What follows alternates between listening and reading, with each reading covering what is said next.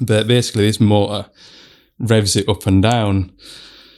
So I put my finger in a hole. Now, I was always told as an apprentice, never put your finger where you wouldn't put your tiddler. Yeah, makes sense. Yeah. Welcome to another episode of Talkin Shop. Today we're joined by Ali's Digger Diary. Please enjoy the video and let us know who you want on Talkin Shop next. Yeah, apologies, Louis couldn't be here, but no, it's okay. He's having one of those days, I think. I understand. So, good stuff. Well, thank you for coming on. Oh, you're more than welcome. It's great to come down and have a chat to you guys. I've been listening to the podcasts for a while now. Yeah, I was saying to you earlier, since the Professional Struggler was on. Yeah, I went back and listened to everything because I do a lot of driving. Mm-hmm. So I tend to listen to podcasts between jobs. Yeah, it keeps you going on a long drive. It keeps us entertained. Yeah. Especially in the areas that are driving, there's plenty to see, but it's nice to have a soundtrack to it as well. Sure. What sort of area do you cover? So the area that I cover, I'll start from the beginning. I work for Gardners Construction, so their main dealer for Develon, previously Doosan, construction equipment. So we look after everything from the DX10 micro diggers. Biggest machine I think we've sold is a 530, but they do up to 100-ton machines. The area that I cover on my own is Cumbria and the borders. So all of Cumbria, which encompasses the Lake District. It's a really nice place to work in, but also up through the borders, up onto the East Coast and sort of up as far as Edinburgh, that sort of patch. That's sort of the area that I look after. Decent sized area with them. Yeah, really. Yeah, it's good. It's because it's quite a remote area. There isn't a high population of machines compared to, we've got two lads just covering the central belt, which is Glasgow and Edinburgh. That strip in the middle there. Head office is at Castle Douglas. Okay. So they've got 4 lads on the road out of Castle Douglas, and there'll be 3 or 4 lads in the workshop doing the big repairs and prepping machines to go out to customers. So they'll sort of cover the west coast of Scotland, and we're the only Develon dealer now for the entirety of Scotland. Wow. So yeah, I'm the only English mechanic on the wrong side of the border, and folk often mention that to me as well. A bit of banter there can be a language barrier. No, I can relate, absolutely. So I guess taking things right back to the very start then, where did it all start for you? What got you into So it totally happened by accident. My dad, he worked in an office in town. He was a standard 9 to 5. But he hated his job. His dad was a very hands-on bloke. He worked in a quarry. He was head of blowing stuff up, I think. Yeah. And so he was always a very hands-on dad, he was always building projects going on around the house and things like that. But his job that he did during the week was something that it was just a means to an end, sort of work to live type of a thing. So I always knew I wanted to be kind of hands-on. At school, I wasn't too bad. I was sort of middle of the road, paid attention, got through my GCSEs, but I knew I didn't want to go and do A-levels and go to university. And towards the end of school, there was a school assembly, a careers advice type of thing, and I signed up with construction skills, and I said I wanted to be a joiner because my dad did a lot of woodwork and things like that.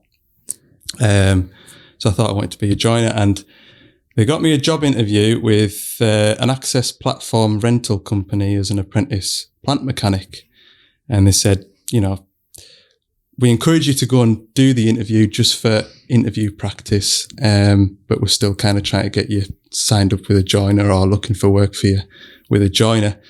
So I went along to this job interview as a plant mechanic, and 2 days later they were on the phone offering me a job. And so at 16, £110 a week, I thought, I am going to be living. Yeah, absolutely, yeah. And that was it. That company, unfortunately not around anymore.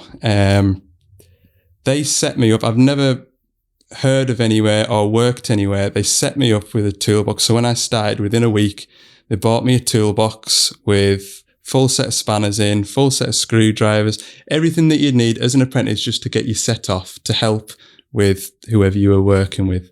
And I didn't realise at the time how lucky I was, because I know nowadays there's young lads that start and they don't have anything and they're spending a fortune on big snap-on tool chests and things like that. And I've still got those tools in my toolbox today, and it's the best thing they could have done for us. So I was there for about 18 months. They enrolled me in a college, it was Reese Heath College down near Nantwich in the Crewe. So I would do sort of 6 weeks at work and then 4 weeks down at college. And it was a plant course down there with lads from A-Plant, Gap, plant hire firms, and JCB sent their apprentice mechanics there as well. And with it being sort of within an hour of Uttoxeter, the JCB lads would spend an extra week there and go to the factory and do further training on just JCB products. So yeah, I did the 18 months there at the Access Platform hire spot, but unfortunately they started to go into administration. So I wasn't able to get my college work done because you need practical evidence to go with your theory stuff at college. And I had my theory test, theory driving test. So I took the day off work, did my theory driving test, and that afternoon I went home and it was a Yellow Pages I looked in, and I just looked for plant hire and I found agricultural dealership that sold Bobcat diggers, New Holland Construction and Doosan machines. Phoned them up. I said, I'm a plant mechanic. I'm halfway through my apprenticeship, but I need a job. And they invited us in that afternoon. The following morning, they offered me a job as an apprentice there. Wow. So I did my last 2 weeks at the Access Platform place and started work and it was a big dealership as well. They are still. And, you know, they're main dealer for New Holland. And that was a really great place to sort of work and learn the trade, because it wasn't just diggers, it was tractors, occasionally combines, implements and telehandlers. Now, I'd grown up in the countryside and I'd always, as a young lad, you see tractors driving about rather than perhaps trucks and things like that. And I'd always been keen on tractors and things. So I thought when I started here, I'd maybe try and edge in towards the tractor side of things. But there was an old fella, I say old fella, if he ever listens to this, he'll be upset that I call him up, but older than me. Yeah. And he sort of took me on, and I remember some of the jobs we went and did. So the dealership that I worked at, they covered the same area as what I cover now. And so we went 2.5 hours away up the East Coast, and we put on this great big, I think it was a boom ram or something like that, on his 38-ton digger. And then it was to service afterwards. And I'd done bits and pieces on tractors and things like that. And it was to service afterwards. And opened the back door of this digger. There's all the filters right there in front of you. There's a little access plate underneath the belly plate for where the engine is. Drain the engine oil out. Thought, this is the life. Yeah. I'd been, week previous, I'd been servicing a tractor and the filters are all in behind the back wheels, and there's muck and all the crap of the day falling down. Yeah. So, so that's when I kind of made my mind up. Yeah, we'll stick with the diggers. But it gave you a good ground in working out actually what you preferred to work on. Absolutely. Yeah. And I think, certainly think that it doesn't really matter whether it's a tractor, a digger, a truck, or a car.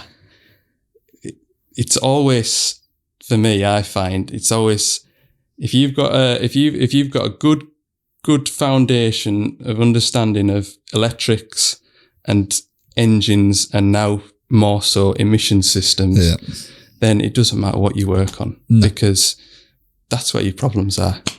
They all share the same sort of, not the same systems, but they work ultimately the same, principle, if you like. That's right. Yeah. So, I finished out my apprenticeship on the digger side, and then it was only 6 months out of my apprenticeship, working on diggers, that they had like a forklift hire fleet, and they sold forklifts as well. And I was given the chance to get my own van, which is a big deal when you're a young lad, because as an apprentice, you kind of like sort of go with him for the day, do that for the day. If you've naught to do, you never stood in the workshop. If you'd naught to do, you'd pick up a brush, you'd sweep up, you'd tidy your work area. Cups of tea. Yeah, basically. Or his van's filthy, go and wash his van. You just dog's body. Yeah. So to get your own van, sort of 19-year-old, was a big thing for me. Got my own van, and I was out on the forklifts, and with it being mostly hire machines, everything's kind of internal. And we looked after a few large fleets of forklifts, and right, that's your forklift fleet. So about 3 out of 5 days of the week, I was out at different factories looking after forklifts on my own. And that was a great way to be introduced, or a great way to be let out of the workshop to do your own thing, because the mistakes you made trying to repair something, it wasn't at the cost of the owner. It was at the cost of the company. That's it. Yeah. So I found that a great way to kind of learn from my mistakes. And there was also a fella that I worked with who also looked after the forklifts. He was a fantastic teacher.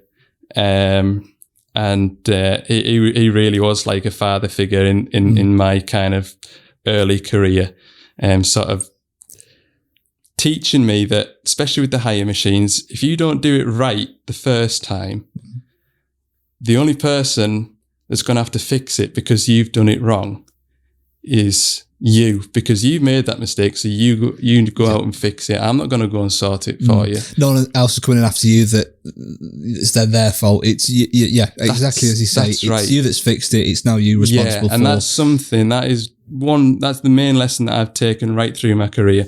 If I don't do it right now, it's only going to come back and bite me, and it'll be even more inconvenient when it comes up and bites me, because I'm going to have X, Y, and Z still to get done, and I'm going to have to still find time to go and do that. It's all going to build up. Yeah, that's right. So that was really good.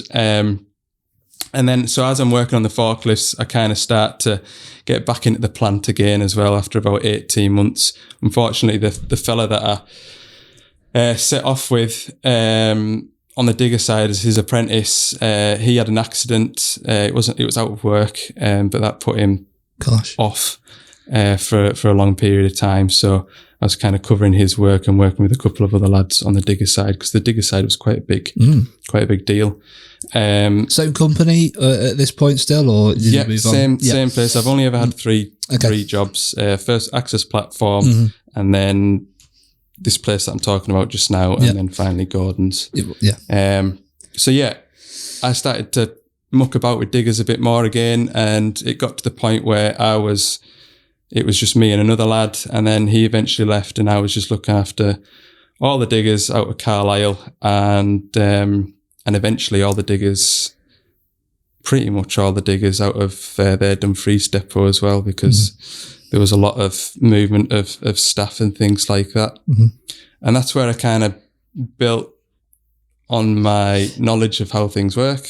And I don't want to sound big-headed, but a bit of a reputation as well, because you were kind of the face of the orange diggers or the white diggers. So we did Bobcat, New Holland Construction, Doosan, and towards the end of my time there, we did a bit with Cabelco diggers as well. And that's really good for, I suppose, your experience as well, because at this point here, you've worked on pretty much everything really you can imagine. Which obviously to today is it all sort of I guess. That's right. I mean, I remember going away with as I was his apprentice, the digger the senior digger mechanic, and he was getting phone calls from customers or people that had Doosan machines way up in the Shetland Islands and away down in Cornwall and places like that. And I was just always amazed. He'd hold the phone up to this part of the machine, run it at 1800 RPM, let me hear it. Right, you need to do this, and this. And then later on in the day, they would phone back and say, "That's a great job. We've been able to get the machine going." I just thought, how does he do that? That's amazing, isn't it? And it's just experience. He would be a Doosan mechanic from right back to when there were white cabs and there were literally, levers and linkages. He was an old school mechanic. And that, there was no, he didn't know. He had a bit of a reputation. He would take a hydraulic pump off a machine and strip it down on his kitchen table, rebuild it, and take it back to the customer in the morning type of a guy. Proper old school mechanic. Oh, proper, yeah. But nowadays it's all, I'm just going to say, it's all laptops, but sometimes I get on the floor and have a roll around. So your overalls are quite clean, mate. Yeah, that's right. So towards the end of my time there, they had lost the Doosan agency. Okay. And I got a phone call. I was already starting to reach the end of my time there naturally, I think. Okay. I was starting to look elsewhere to kind of progress my career. I'd had a couple of job interviews and I had an offer, which I was thinking about. And the director of Gardners phoned me out the blue and said, told me who he was and basically said, we now have the Doosan agency. We've got your number from a reputable contact. Mm-hmm. And he pretty much offered me the job over the phone. Wow. He said, "Come, don't make your mind up now. Come up and see me on Saturday and we'll have a chat." So that Saturday I went up to HQ Castle Douglas. And the place I'd worked at was quite, I would say it was quite flash. They had a really nice showroom, all the offices, the accounts were all upstairs, polished floor in the showroom and everything like that. And I turned up at Gardners at Castle Douglas, and it was, now Castle Douglas is a small village, Scottish village, town, I'll call it a town. And sort of first impressions, proper old school, agricultural, sort of dealership. So they're a class main dealer. And so I went into the stores and I said, "I'm here to speak to Neil, the director." Said, "Oh yeah, he's just out back." So they took us out into the workshop. And there's the director of the company, boots, overalls, just mucking in with the lads on a Saturday shift type of thing. Took us into his office, had a chat with us, and I just had a wander around and chatted to folk and chatted to the lad that was going to be working with me on the diggers, and it just felt nice. It was going from a big dealership that sort of had multiple depots across the north of the UK. Corporate sort of... Corporate, that's how I would describe it, yeah. Corporate to a kind of more condensed, family-orientated business. At the time, they've been an agricultural dealership since 1860. Wow. So they've been on the go a long time. And like I say, the class main dealer, they'd never gone into anything construction-wise, diggers or anything like that. I think they're expected to sell 50 machines in the first year. And I thought that'll be a nice way to kind of, and it'd be quite nice to start from scratch as well. So I started work with them and never looked back really. Yeah. The way the job was explained to me, you'll run your own area from your house and sort of just look after the machines in your patch. Yeah, it's a warm atmosphere. It sounds quite laid back. To this day now, I've been there 7 years. I've never had the boss on the phone asking, "Where are you at? What you doing?" Anything like that. In the first 2 or 3 months, obviously, just sort of getting going. A lot of the customers that I looked after at my previous place opened accounts with Gardners and continued to use me for the servicing and repairs. So within a couple of months, I had enough work to keep me busy during a week. And I think if you were the wrong person for the job, you could have just sat in the house, waited for the phone to ring and gone and done something. Whereas I got out in the van, went and visited old customers, went and visited plant hire places, and just sort of stuck my head in the door and said hello. And this is what I'm doing now. And if you want to do something, let us know type of thing. Yeah, which is great for the owner as well, because it's one less thing they've got to worry about. You've got you and your reputation doing exactly that. Yeah, that's right. Yeah. And I think that's what people like about dealing with Gardners. Gardners are very service orientated. I mean, they have to be with the agricultural side, especially the middle of summer as it is just now. Combines are going, foragers are going. I remember going up not long after I started to HQ to collect parts or do something of that sort, and they had a forager in and it needed a new engine, and the forager was taken out of the field at 4:00 in the afternoon. Yeah. And by 10 o'clock the next morning, it was going back out into the field. Brand new engine, shipped direct from the class headquarters in Germany.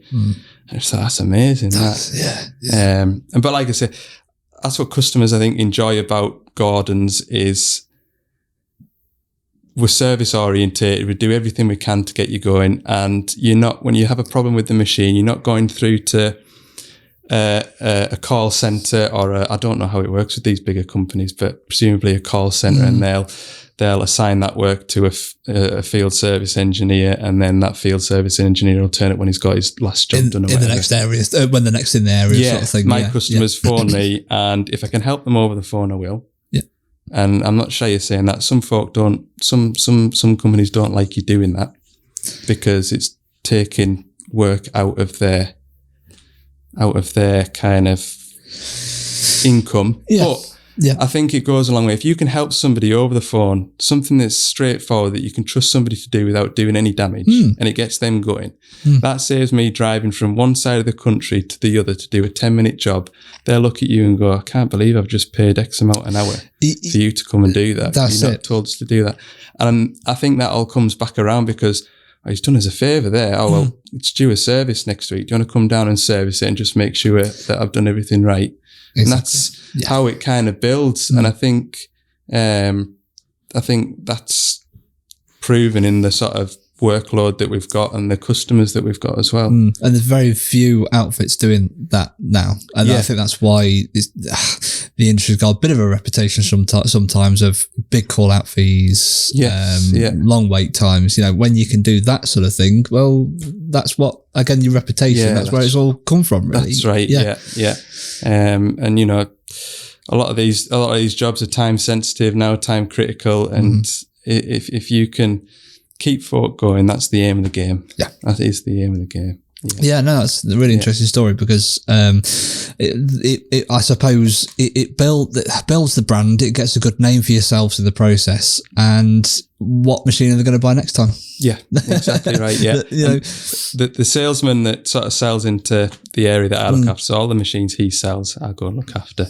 And I worked with him at my previous place as well. We both had a lot of faith in the Doosan product. We both knew the Doosan product. And so that's one of the other deciding factors moving to Gardners as well, is just the backup was good, the part supply was good, and the product was good. And he always says, I always sell the first machine, but it's the service that sells the next machine, the machine after that. And that's the way it kind of seems to work. That's the way, to be honest, it should be. Absolutely. So I mean, it's news to me.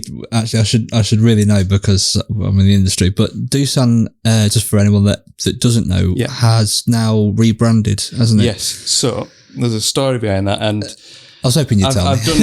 I've done a few construction shows with Gardners recently, and since the name change, and the most frequently asked question is, what's Develon? Or Develon, they call it Develon. So if you want to talk about the brand Develon, the name is a combination of development and onwards. I don't think it's, my opinion, I don't think it's as catchy as Doosan, but before Doosan it was Daewoo. The reason behind the name change is Hyundai Heavy Industries, which is Hyundai as an umbrella company. They own all your car manufacturers, Kia, Hyundai, I think power stations, foundries. There's 2 massive companies in South Korea. One is Hyundai, one is Doosan Infracore. And again, Doosan Infracore, shipbuilding, marine engines. Oh, huge. Engines for trucks and buses. And the construction side of Doosan Infracore was the smallest part of their company. And they were looking for investment, and Hyundai Heavy Industries wanted to invest in Doosan construction equipment. They invested a 30% controlling stake in Doosan construction equipment, which brings them under the Hyundai umbrella now. Right. And because Doosan is trademarked with, like I say, all the different Doosan products, like I say, shipbuilding, etc., they had to change the name. And so that's why we've got the new Develon name. It's the same machine. It's just got a different name on it. That's literally just a badge. Yeah. And to be honest, we are now enjoying more research and development into new machines. So since Hyundai Heavy Industries has bought out Doosan Construction, or taken a controlling share, we've now got new mini diggers. We've got bigger diggers. So at the Hillhead show just recently, Hyundai launched their what do they call their machines? Their 80-ton machine and their 100-ton machine. We had ours last year, I think, 100-ton and 80-ton machines. And Hyundai have badged our dump trucks for Hyundai as well. Right, yeah. And then Doosan had never had dozers before. We've now got dozers. It's sort of opened, I guess, the range up to you as well now. Yeah, that's right. You'll be seeing more of this, working on more of this as a group. It's great, really. That's right. Yeah, and to be honest with you, the quality of the product hasn't changed necessarily, but the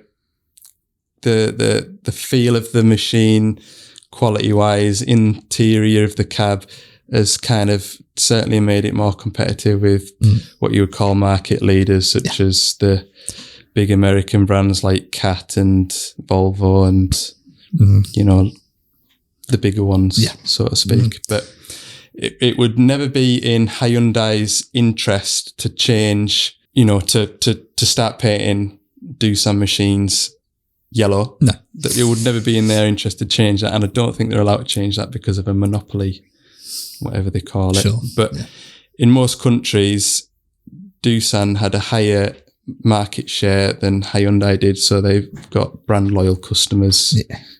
They'll buy that because they've only ever bought that machine. That's right. Yeah.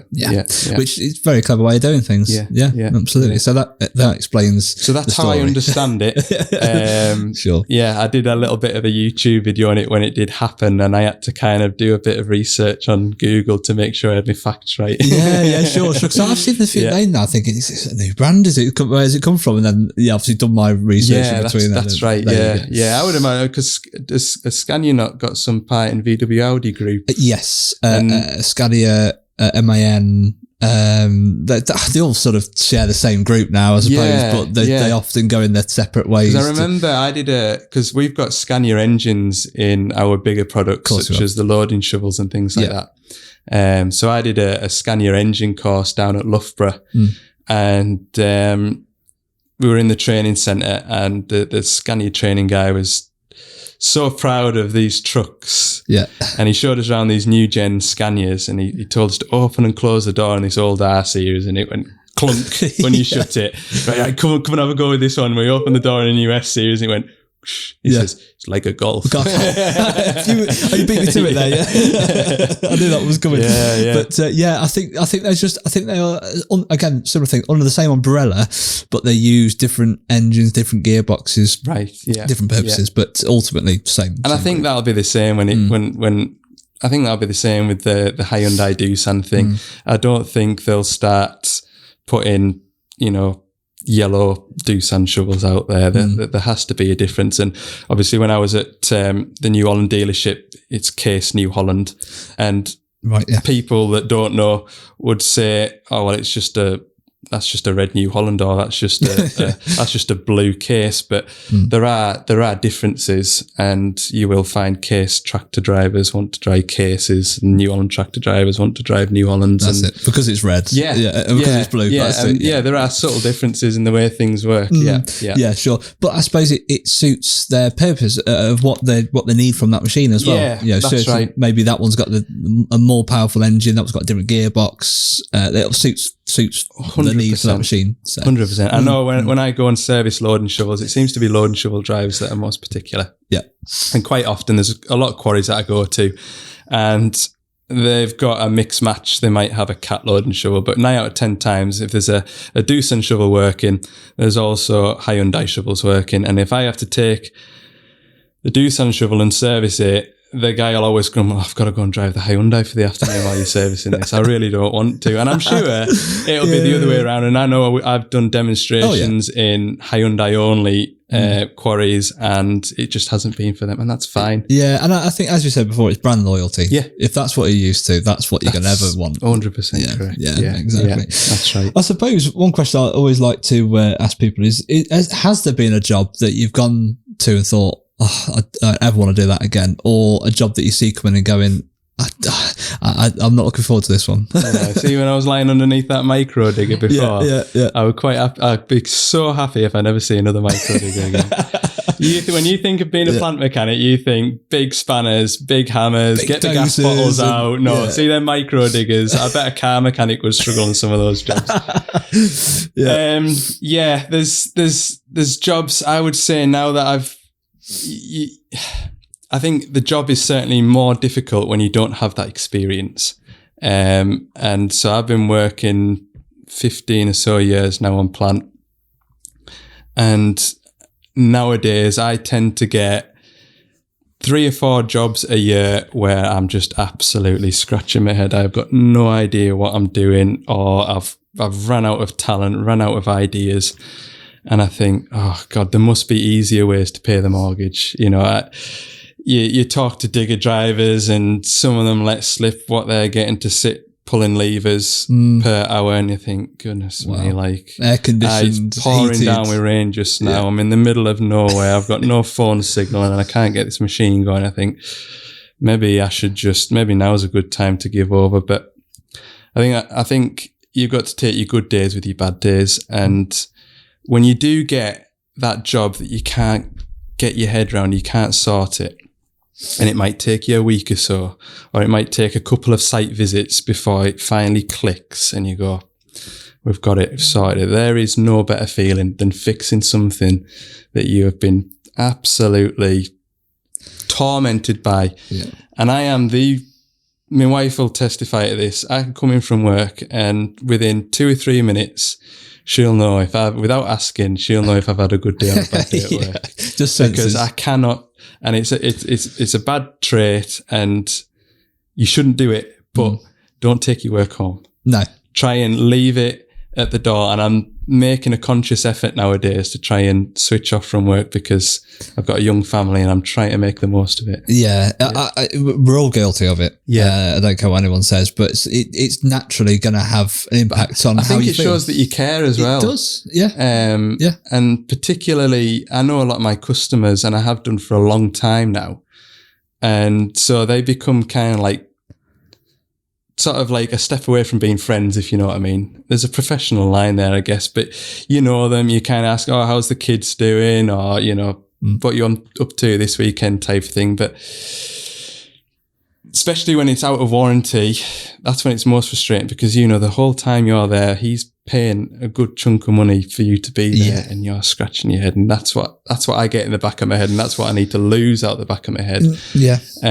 Because that can cloud your kind of focus on what the problem is and how to get to the bottom of it. That's it. It's more of a guilty feeling, I suppose, rather than, I understand that. Certainly last year, if you go back to some videos last year, there was a 6-ton digger that had stopped on the side of a hill. And I think I remember that as being the worst job of last year. It wasn't even my job. So Casa Douglas had sent a lad out to it, and he phoned me on the way to it and says, I'm going to this 6-ton digger. I'm not really sure what's happened. It's just stopped and it won't restart. It's turning over. No, it wasn't even turning over. It wasn't even trying to turn over. And it's got this Yanmar engine in it. And I've got the Yanmar tool because the licenses and things like that are quite expensive. And if there's not a high population, there's no sense in everybody having one. Mm-hmm. And it was it was in my area. So I said, oh, well, I'm just coming back into Carlisle now. I'm only 20 minutes away from where we could meet if you want. He says, oh, yeah. So I met up with him and when I was handing him the diagnostic software, he said, the machine's only 15 minutes up the road. Do you want to come with us and have a look? Yeah. We'll go and have a look. We're going to have a look together. Sure enough, pulled up and it was beginning of the year. It was about March time. It was pouring with rain and we got our wet, waterproof boiler suits on, marched up this hillside and took a look at it. The machine was it was doing one revolution of the engine and it wasn't starting. Engine management light, plugged the laptop into it. I think he'd already been at it and he'd come down to meet me and he was able to turn the engine over by shorting the start motor across, but it wouldn't fire. And so we put the laptop on it and it had a rack actuator fault. The motor, it was a normal diesel injection and it had a motor to rev the machine up rather than a throttle cable. Mm-hmm. That's the problem with the motor. It doesn't know its end stops, needs a new motor. I said to him, I'll do it. You know, you needn't trail all the way back across here to fit that. I'll be passing in a couple of days' time anyway. Just you go back, order the part and get it sent through Carlisle. I'll go and do it. Big mistake. Oh, yeah.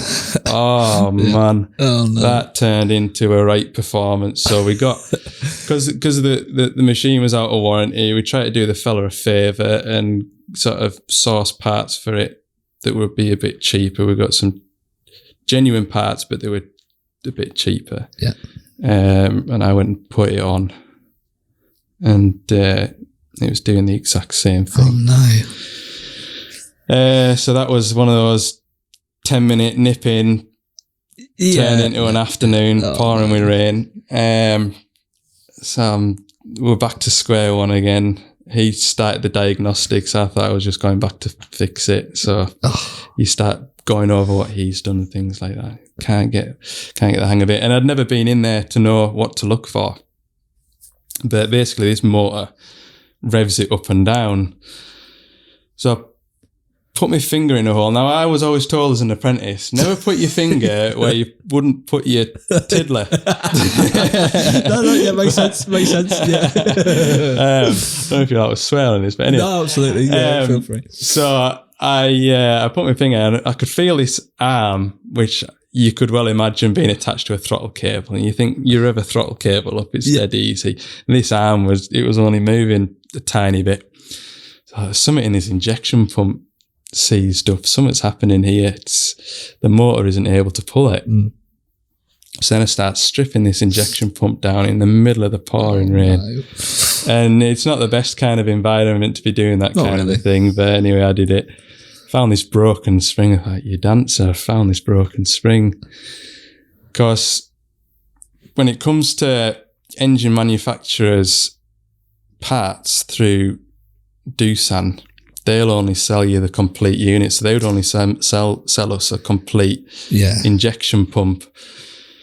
And all I needed was this spring, and I didn't really want to be replacing this whole injection pump when I knew it was just this spring. When you've already changed something else as well. Yeah. So I found this, I managed to get hold of this spring for about 30 quid. I went back and fitted it, put it on, and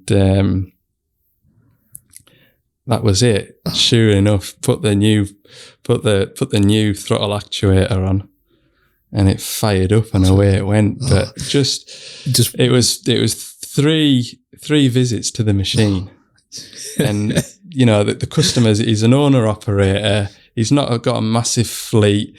No. That's his bread and butter, and the machine's been sat on the side of that hill for nearly 10 days while we've been waiting for parts and things like that. Yeah. And you just feel bad for them. Do you know what I mean? Naturally. He's got a mortgage to pay for. He's got other jobs to go to. He's promised X, Y, and Z, right, I'll be there on Tuesday to do that for you type of thing. So, yeah. You know when you wish you wouldn't have offered something? Yeah, that's right. Yeah, I totally jumped into that feet first and regretted it. Yeah. Does the phone go a bit weak now when you're on the phone to people? Yeah, that's right. How are Gordon's with you filming? Is it a sort of bit mutual deal between you? Or it's funny getting into YouTube.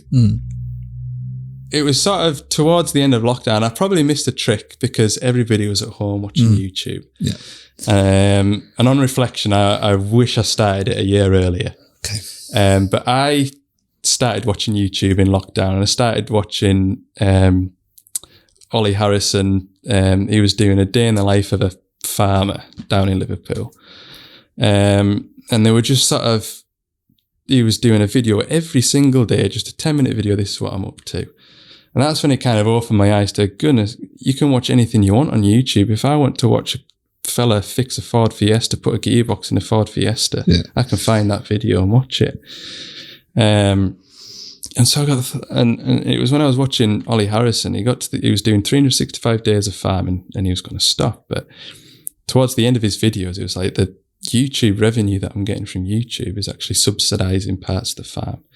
And he was talking about buying, I think it was a sprayer or something, and the income that he was getting from YouTube was going to cover his monthly repayments on this massive sprayer. Wow.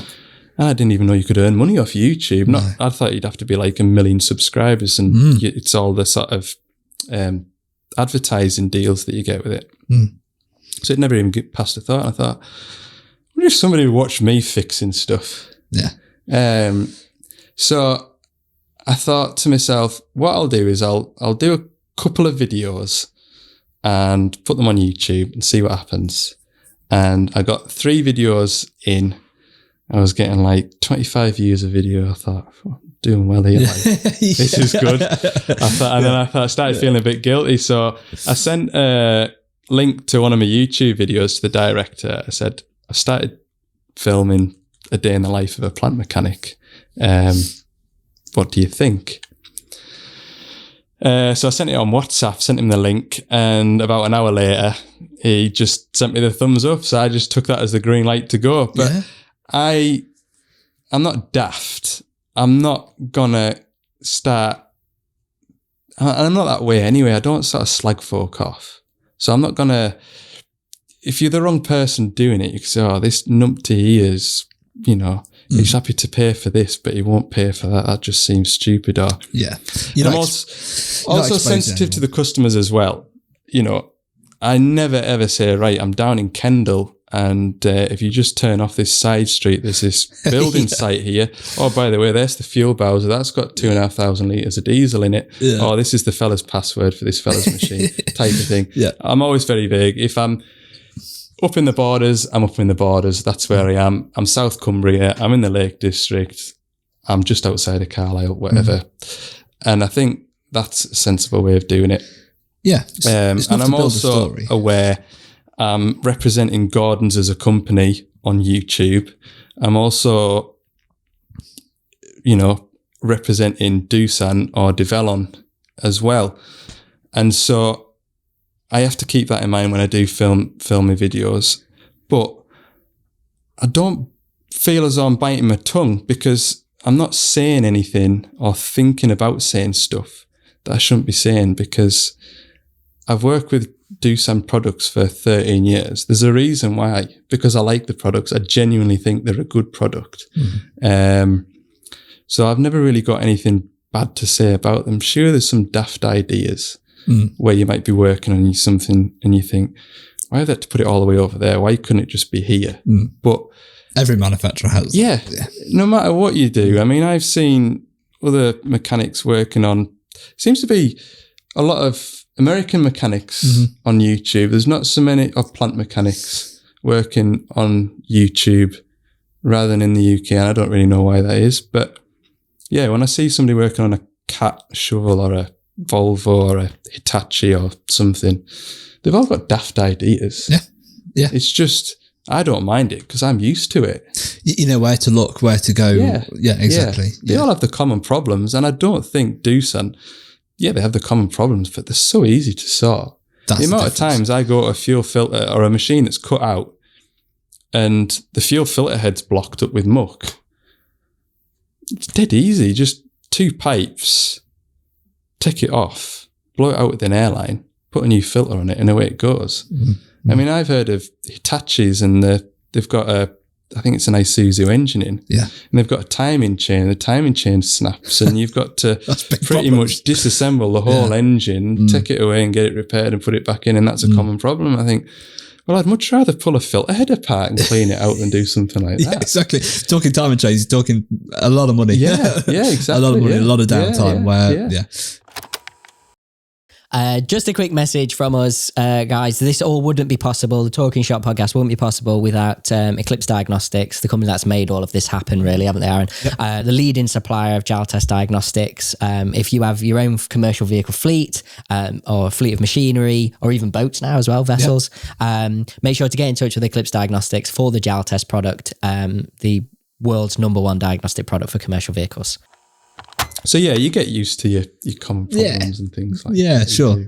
Yeah. I suppose, is there a particular type machine that you prefer to go to? Is it dozers? If I had my way, so talking about the dozers, with the dozer supply into the UK is slow at the moment.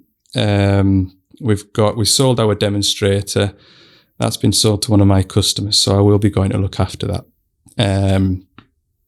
So I have zero experience with dozers at all. Any old-time mechanics I've spoken to, they always say, stay away from dozers. Everything's deep in the belly and they're a nightmare to work on. So it's not so much the systems, it's where they're situated in the machine. If I could, I would work on 14-ton to 30-ton excavators all day long, because the parts aren't too big. They're easy to work around and they're not too tight and fiddly. Above 30 tons, stuff starts getting big. I was at a 38-ton machine yesterday, and the bucket ram's going to need resealing. Well, on a 14-tonner, I've done them in the middle of Kielder Forest, no bother at all. Yeah. But you've got to start thinking, well, I'm going to need another machine to lift that down with. I can't just take an extra pair of hands and we'll just manhandle it type of thing. So yeah, that'd be my ideal week. Just 14 to 30 ton excavators. 100%. Yeah, sure. Loading shovels aren't too bad. With loading shovels, you have to crawl in and underneath them when you're servicing and things like that. But again, it's the loading shovels, I think, would probably be the most reliable product because they're pretty straightforward, and they don't have sort of leveling systems on. They don't have different, with an attachment on a loading shovel, it's either a toe tip bucket or a standard bucket type of thing. You don't really sway too far from a standard machine with a loading shovel, whereas with excavators, especially in my area, it's predominantly, I would say most of it is forestry, then building sites, then quarrying for me in my area. And in forestry, you can have diggers that are set up for timber harvesting, diggers that are set up for wood processing, and other diggers that are set up for road building. So they might have steel rifts, encons, tilt rotators, that type of thing.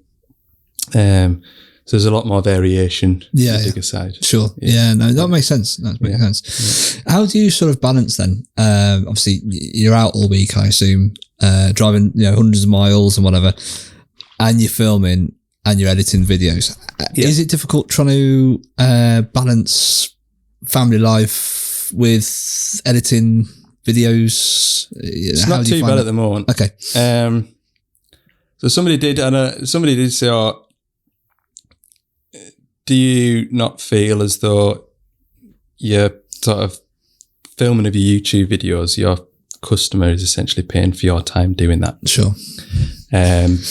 But if you look at, for example, on this job here, this whole job, what you're watching is condensed into 5 minutes, and I've got into knowing what I need to film to kind of keep the narrative, keep the viewer interested in what I'm doing and showing you that sort of thing. So it's only really 5 minutes out of a 2-hour job that is being filmed. Now, I get 45 minutes for my lunch each day, and I wouldn't know what to fill my time with. 45 minutes. I don't sit in a lay-by between jobs for 45 minutes eating my lunch. And I can't, because I'd rather be on the road to the next job. Yeah. So that half an hour that I'm not sitting having my lunch is my time, which most of my YouTube videos are between half an hour and 45 minutes long, spread over 2 days. Right. So in my opinion, the filming of the YouTube videos is in my time. And with regards to editing them, like I say, I kind of know what to film now. And it's, my videos are probably rough and ready. When I compare them to other YouTubers, you know, they've got drone shots, they've got GoPros on here, they've got GoPros over there. I mean, look at your system. I can You've got to stitch cameras together. There's 3 cameras looking at me, you know, and there's 3 microphones, whereas me, I just film it on my iPhone. I've got an editing app that I've got used to on my iPhone. I splice all the videos together. If it's a time lapse, I add some of the royalty-free music into the background, which makes it simpler for uploading because I haven't got royalty checks and things like that. Yeah. And I just splice it all together and then download it. So half-hour YouTube video might take me an hour and a half to edit. I do that in my own time at home. So I've got a young family at the minute. I've got a 3-year-old boy and a 5-year-old boy. And it's a bad habit to get into if you've got young kids. Don't stay in their room until they've fallen asleep, because they get used to it. And so that is my editing time now. While they're lying in bed falling asleep, I'm sitting on the corner of the bed splicing the video together.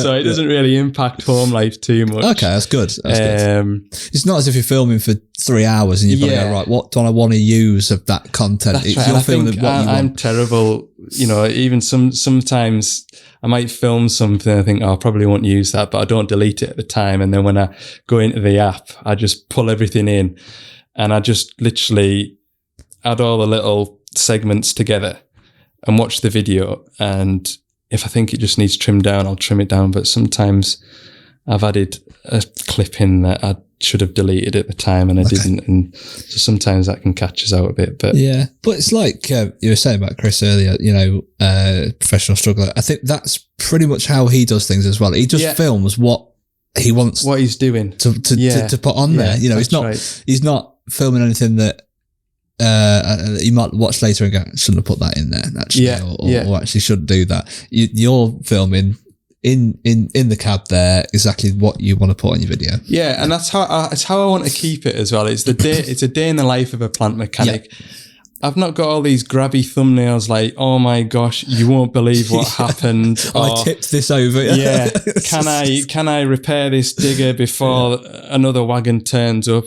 Or things like that. It's a day in the life of a plant mechanic. I find in the comments anyway, it's like-minded people watching the videos. It's people that are in the trade. It's people that are, you know, interested in heavy machinery and things like that.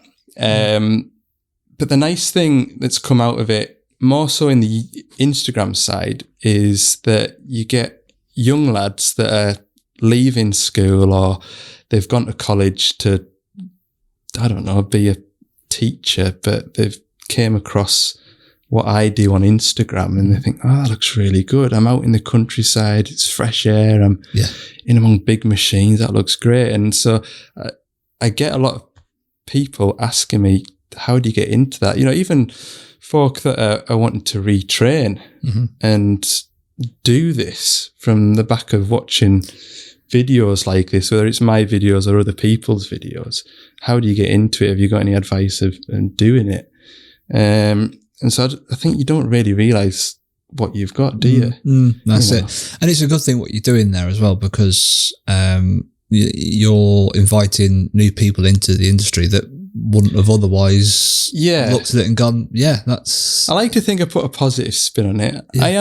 I do say in my videos, I've got to go and do this today, and I really don't want to.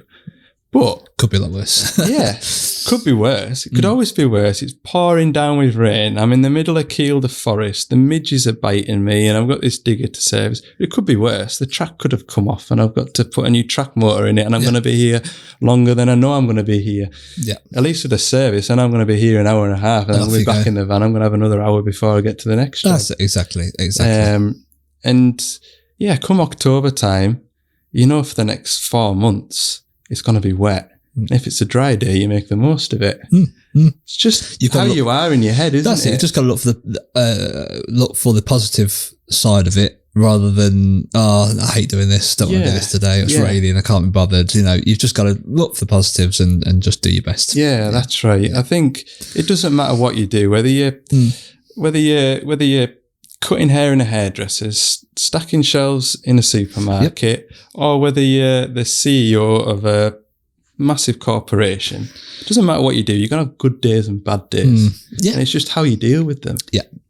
Yeah, exactly that. It's all about how you deal with it. Yeah, exactly. We had a bit of a chat outside about the whole world going upside down, I suppose, sometimes with electrics and hybrids and stuff. Yeah. Have you seen much of that yet? And I suppose, how do you feel that's going to impact the industry? I don't know which way it's going to go. Yeah. I don't think in construction, electric machines is a good idea. No. I just think that the applications of where machines are going to go and work is too broad. With a truck, it's going to be, electric truck. Yeah. It's going to be driving motorways, A roads, B roads, but there's already a bit of a network there to plug in and recharge. With diggers, especially in the areas that I might be working on a digger that's next to a wind farm, but they don't have EV charging points there, do they? No. I think hydrogen is the future. And like I was saying, with Hyundai taking a controlling share in Doosan, there's more development there.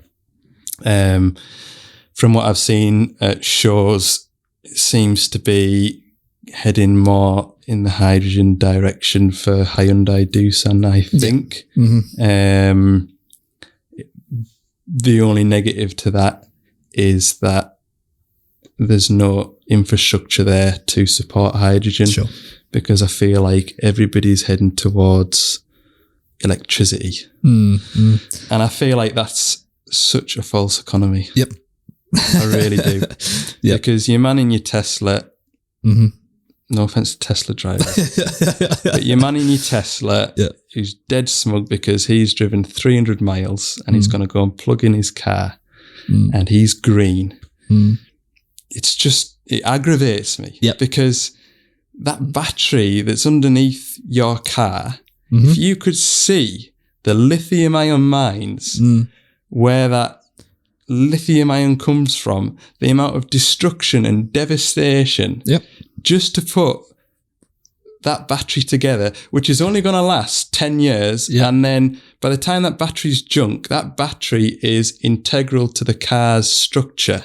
That car's junk. You're absolutely. I'm so false pleased. Economy. Yeah, absolutely. It really is. And I don't know why we're all focused on EV power. And that's, I was saying to you out in the car park that I've got a diesel car at the minute, and I would quite happily, I like to change my car after I've had it 3 years. And I'm getting towards that time now, and I'd quite happily jump into the exact same car that I've got. But they don't make it anymore. No. They don't make my car with a diesel engine. I have to buy a petrol Such a sad hybrid. Situation. And I just don't want to be that guy. I mean, a petrol hybrid it's a halfway point, but it's still not what I want. No. And you can't be a petrol head if you like electric cars. I'm sorry, but you can't be. I agree. And it upsets me as well. You see these horrible looking MGs, and there is no design at all. No. And you just know that they're like 380 brake horsepower. And they're going to fly. It would absolutely just look awful. Most things on the road, which is soul destroying. But that's the truth. It's in electric cars. I mean, it's gone to the subject of cars a minute, but I'm just watching there's a new Lamborghini just being released, the Huracan replacement. And it's a V8 now, which is all, is already a bit of a, downgrade, but it's a plug-in hybrid. Yeah. V8 with 900 horsepower. Yeah. So we're just getting to the point now where they aren't any longer supercars. They're not thoroughbreds. They're just electric. It's too heavy, isn't it? Yeah, it's just like, you got well, that's it, the weight of things as well. I know, you can't tell me you could put that into a corner the same speed as you could its predecessor and it go around the same way. And the braking, the suspension. Exactly. But the main point there was, this whole green agenda isn't green because of the way these batteries are being manufactured. It's terrible. And also the electricity as well. Where's the electricity coming from? Like we're still like exactly. I mean, there's still power stations, isn't there? Yeah. In fact, they're building more. I think they closed down quite a few nuclear power stations. Yeah, well, we've got Sellafield over on the west coast of Cumbria that's getting decommissioned at the moment. Yeah, so you can't say that the electricity is green when we're still burning fossil fuels basically to make electricity. It's mad.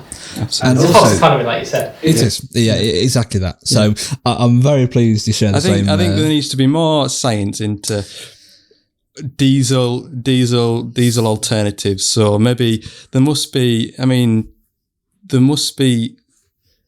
a way of making a liquid that's flammable like diesel out of something. We get olive oil out of olives. We get oil out of all sorts of things. Surely that can be manipulated scientifically to be able to run like a combustion engine. Yeah, and Porsche behind a big project, e-fuels. It's called e-fuels. It's nothing. It's basically biofuel, which is petrol. So you can put this fuel in to an ordinary petrol car, and it runs fine. Yeah. Carbon neutral. I think it's biomass, isn't it? I don't know the whole scientific part behind it, but it's a neutral thing. It's like it's like petrol being used in a petrol car, and you're not using fossil fuels. So there's always round it, but I just don't think. I know that electric just isn't the future. Yeah, I know, I've just recently done a training course on an online training course anyway on we've got a couple of mini diggers that are electric. Okay. We've sold one, I think, to a company up in Glasgow, and it'll just be a box ticker. Bang on. Yeah. They can go and work in a basement of a multi-story car park without fuming everybody out, and that's fine. It's a box ticker. But I did the training course, and before I could do the training course on the machine, I had to do a safety course on it. And like the health and safety that it's bad enough now, but I have to wear like a visor. I have to have special rubber gloves that come up here. I look like some out of Wallace and Gromit. You know what I mean? It's bad enough now with the bloomin' hard hat, glasses, high vis, and everything like that. Earplugs. Yeah. God almighty. Oh my God. It's crazy. It's absolutely crazy. I don't see it, but I mean, you've only got to look at new car sales now. New electric car sales to I suppose work out what everyone else's thoughts are too. Yeah, I think it's a case of flooding the market with all these electric vehicles, and you've got no choice. They're only doing one thing. Yeah, so that's right. Yeah, the evidence is there. I'm sorry, but it doesn't make any sense. But in the construction, I just can't see it being practical. No, you're right. You have got to look at it from a practical point, because building sites are building sites for a reason. The infrastructure isn't there. You can't just plug in a socket. Working on forklifts as well, back in the early days, I just thought there's electric forklifts, and the biggest problem we had with electric forklifts was the users of the electric forklift, because they would load a wagon and then go and put the forklift back on charge, and so that depletes the battery life of the machine. Because it's it should get to a certain percentage and then do a full cycle rather than just keep exactly. Yeah. And God, we can't even get people to put AdBlue in diggers, or get people to put clean fuel in diggers, let alone be able to efficiently or properly charge a digger. You're absolutely bang on. You're bang on. Yeah, and you've all seen the viral videos of these JCB diggers being charged up by a big 6-cylinder generator on building sites. This is it. It's like, hang on a minute. It's a nonsense. You completely doing the opposite of what you're trying to do. But again, box ticking. Yeah, box ticking. We've got 6 electric mini diggers on site. Tick, done. Yeah. Being charged off a diesel generator. Absolutely. Yeah. We are a green site because we're using EVs, but off the site is a generator. No, I'm very glad that I'm not the only one that thinks that. Absolutely not. But I think most people in my world will have the same opinion, to be fair. I think so. And there are people there that have an argument for electric, and that's fine. Everyone's entitled to their own opinions, but the actual, I guess, the usability of these machines and the whole reasoning behind it isn't right. No, that's right. Yeah, totally agree. Totally agree. So I suppose back onto what you do. I suppose is it just the Develon machines, or the Doosan machines? Is that solely what you work on these days, or do you have? I try to anyway. Yeah, I'll be honest with you. If somebody was to phone me with a JCB, can you come and have a look at this? The hydraulics are juddery, or my engine keeps cutting out. I'd probably get there, but if you phone JCB, it'll take him an hour. It might take me 3 hours. You've got the foundation there. And I think people that work in plant hire that do my job, and the plant hire firm has a range of different machines. I think they've got it harder than me because all I look at is Doosan diggers. Yeah. And it's all I know. It's all I've really known as well. I've done Bobcat. But Doosan owned Bobcat, so there was a lot of crossover there with how things work. That explains it. So basically, the Doosan mini range was the Bobcats painted orange. Is that still the case? No, it's not. So when Hyundai Heavy Industries bought into Doosan, that's when the separation was made, which is why we're seeing brand new Doosan range of small excavators. Right, I see. So I've seen a few Bobcats in the video, which then explains why you're working on them, because it was. That's right. Yeah, there's 1 or 2 good customers. I'll go and service Takeuchi, no bother at all. Go and service anything, it's no bother, because you're just changing one filter for another. But when it comes to repairs, things like that, I think it saves the customer so much more time if they just get specialist for that product, rather than you, I suppose, innocently get into a machine, not having worked on it before, trying to work out where things are and what the repair process is. It's the same for me as well. I mean, I generally in my area, most machines are within DX10 to DX30, so 30 ton, 1 ton machine excavator range wise. Talk to the lads that look after the machines out at Castle Douglas, and they might be more regularly going to 30 to 40 ton diggers. And your guys that are based up in Glasgow might look at wheel diggers more. So if you were to ask me to go and fix a wheel digger, Doosan as well, I would have from the top up, I'd be all right. But if it was a transmission or a drive fault, it might take me a little bit longer to get there because I'm just not that used to working on them. Yeah, that makes sense. And that's why I suppose it works so well, because you've all got your specialities. Oh yeah, and you can focus on that one thing. Yeah, I mean, we had a lad start with us 4 or 5 years ago now. He'd been a digger driver.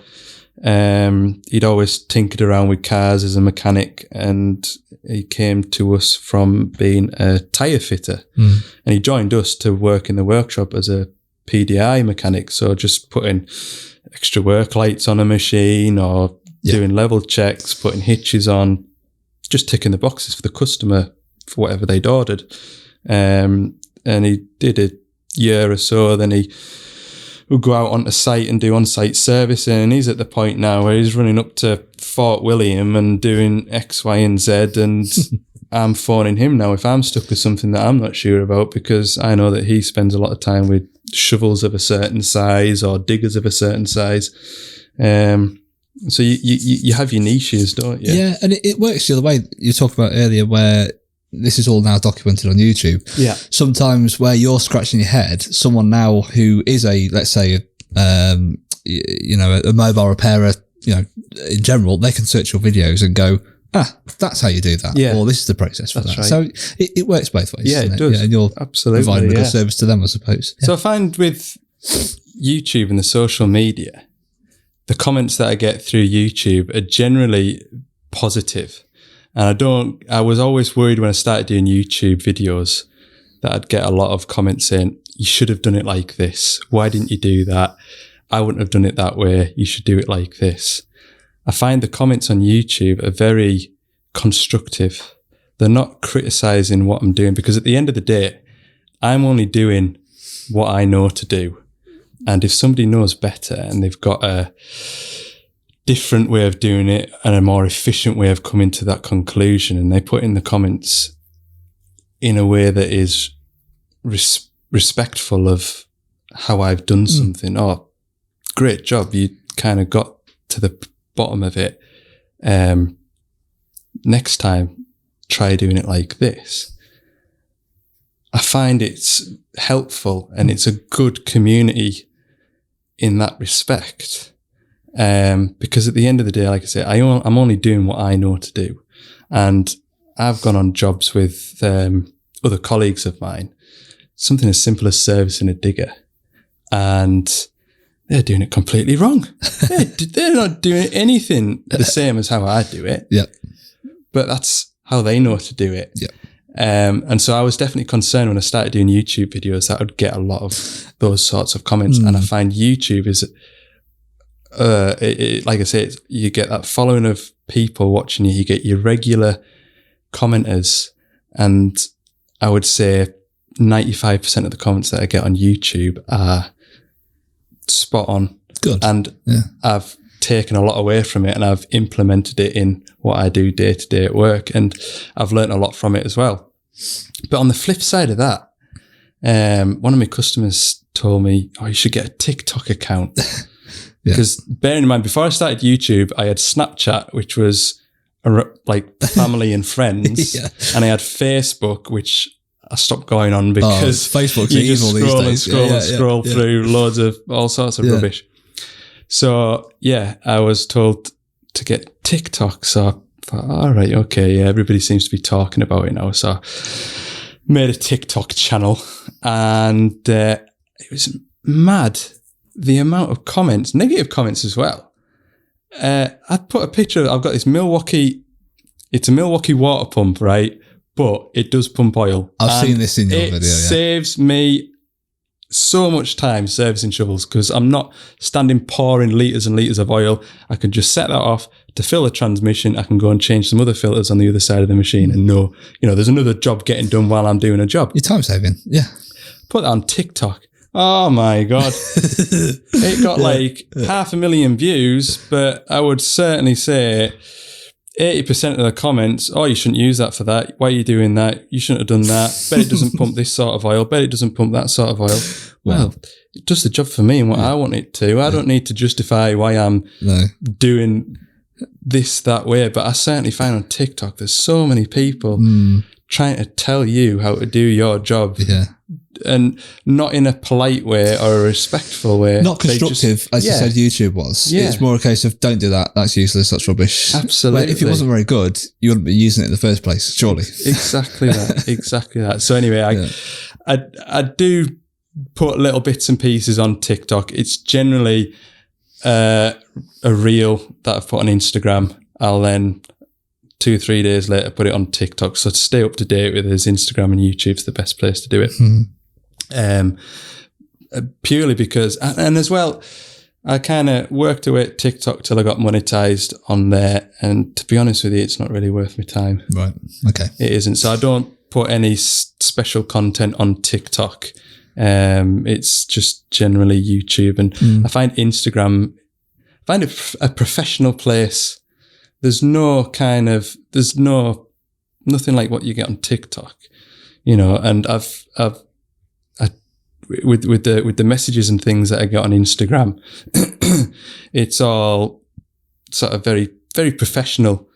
I find, you get other mechanics saying, "Oh, I work in plant hire. I'm doing this at the moment," and X, Y, and Z like that. But I've also had, believe it or not, other do-some mechanics from other countries. There was a guy in Italy a week back, got this error code on this 140. sent me a picture of his laptop with this error code. Never come across it before. How do we fix it? And I said, well, try this and do that and do that. And then run this test through the laptop. And if it comes back like this, do this. Comes back like this, do that. And a day later, he sent us a picture, and where this digger was, it was beautiful. Like it really was. Imagine. Bright blue skies. I thought, he's living the dream. He's got guaranteed sunshine. Yeah. And he came back to me and said, oh, that's great. We've never come across this problem, and thanks very much. And there's other guys in Belgium. They might have watched one of my YouTube videos where I'm stuck with an error code, and he'll send us a message. Oh, we had this on a machine. Try this, and so that helps me. And then there's a guy in Canada as well that I follow, and he follows me. And the US and Canadian market have had the Dozer for about 18 months now, whereas it's just been introduced into the UK this year. And so I was sort of asking him, how have the Dozers been? Is there anything to look out for? So far, anyway, he says they're good. He's got dozens out there and they've not been any real problems. And they're getting skid steers. They've just been released in the US and we're getting them next year. So it's a good little network, I find. That's it, because they're seeing things before we do. Yeah. So anything to be sort of... Like, information in this job is key. Yeah. And I've worked with people that would rather see you struggle than just say, oh, try this, do that, and explain why, rather than just saying, oh, just replace that, and you're going, yeah, all right, then you just do it, and it fixes it, and you're none the wiser why. Yeah. I'd sooner have somebody say, oh, try this and try that, and the reason why I'm telling you to do that is it's because of this and because of that. Yeah. You're learning then, and you know why, and you might have a fault similar but not the same. Yeah. And you can use what you just learned in that fault to get to another conclusion. Exactly, because they've given you feedback on how that went for them, so later to do that. That's that way, right. Rather than don't know everything. I always say to people, I know what I know, and I don't know what I don't know, but I won't try and bullshit you with some sort of over technical explanation as to why it's doing it. I don't know. I'm going to go and find out, and I'm going to fix the machine, but I just need 10 minutes to go and work it out in my head first. It's a community. We should all work together like that. Yeah. And I totally believe in information. Give folk information. There's nobody in the company that I can't phone and say, yeah, I'm at this 8-ton digger. It's doing this. Have you ever had this before? Oh, yeah, I had that on a machine up in Glasgow. Just, if you go and have a look at this, is it doing this? Yeah, it is.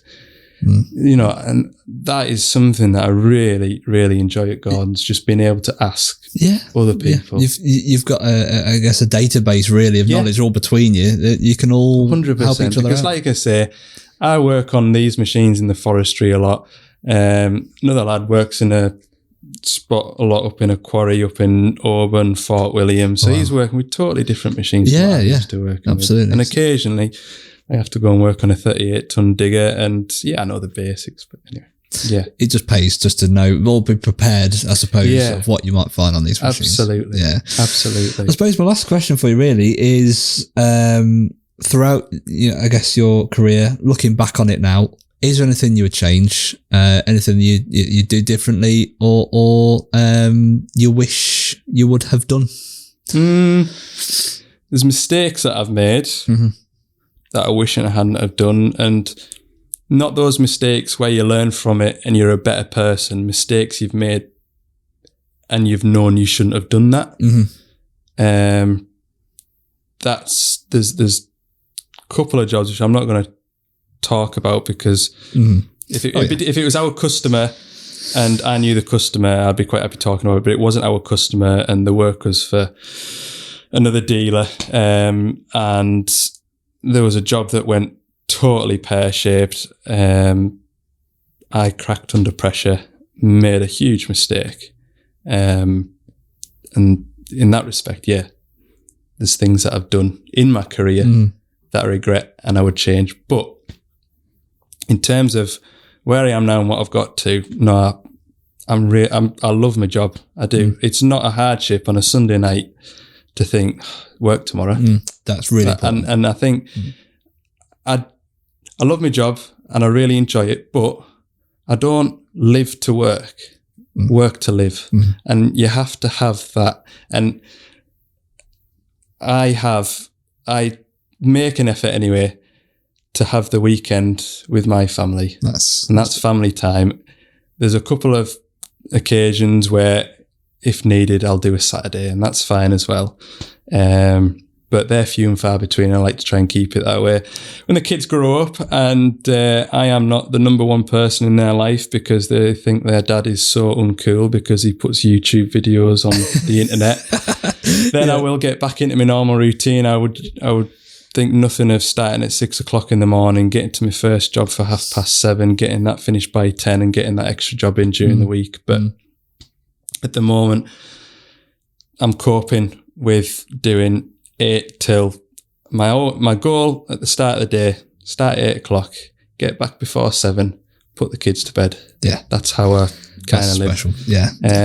With regards to taking the next step in my career, you would have to probably go and be a service manager. Okay. And at the moment, I wouldn't thank you for that job, because it's one thing for me taking breakdowns from customers and sorting my own week out, sorting my own day out, and dealing with people that are upset because they've got wagons on and the machine won't start. That's fine, I can deal with that. But then when you're a service manager, you're dealing with that. You're dealing with salesmen. They're upset because they promised their customer the machine would be through the workshop and onto site by Monday, and it's now Friday afternoon. So you're dealing with them. You're dealing with the likes of me as well when I get into a situation where I need help, or I'm in a situation where a customer's phone me because they're not happy with the bill or they're not happy with something. That gets passed on to the service manager, so he's dealing with that, dealing with staff. Yeah. There's a lot more aggro coming in, and I don't feel as though you get a lot back from it. Right. So I think you need to be at a certain point to be able to take that. Yeah, and that will have its pros, but as you say, at the minute, whilst you're comfortable and happy doing what you're doing, at the minute, I'm out in the countryside. I'm working on diggers with people that I've known for a long time, and it's, at the minute, I'm happy with where. If you like what you do, stick with it. Exactly. Yeah. Great. That's a really nice outcome.